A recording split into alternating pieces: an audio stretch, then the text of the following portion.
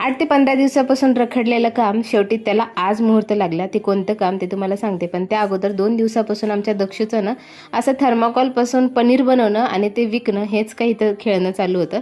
आता तो इकडे खेळत होता तोपर्यंत आमच्या इथल्या दादानी ना त्याच्या पप्पांसाठी असं छान गिफ्ट आणलं होतं, त्यांचा वाढदिवस होता त्यामुळे।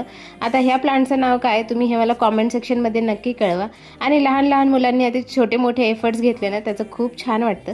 त्यानंतर आज दुपारी सगळे कामं आवरले आणि साडींचे पिकोफॉल करायला घेतले। पहिली ही साडी, त्यानंतर ही दुसरी आणि त्यानंतर ही तिसरी। आता मी इकडे पिकोफॉल करत होते तोपर्यंत दक्षूने असा काहीसा राडा केला, त्याला मेहंदीचा कोन कुठून सापडला आणि त्याने हात पाय आणि सगळे कपडे सुद्धा खराब करून टाकले होते।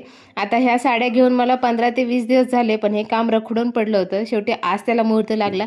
तरी संध्याकाळच्या जेवणामध्ये मी छान पिठलं चपाती केली होती, पण दक्षूचं पिठलं काही आवडीचं नाही, त्याच्यामुळे त्याने लोणचं चपातीच खाल्ली। आता तुम्हाला जरी सांगते काम पूर्ण झालं काही नाही, 3 साड्या झाल्या आणि त्यातल्या 2 साड्या तरी पण बाकीच आहे। दक्षूला काहीतरी ट्रीट द्यावं म्हणून आज छान रसमलाई आणली होती। चला, व्हिडिओ कसा वाटला, आवडला असेल तर लाईक शेअर सबस्क्राईब नक्की करा। भेटूया अशाच एका नवीन व्हिडिओमध्ये, तोपर्यंत बाय।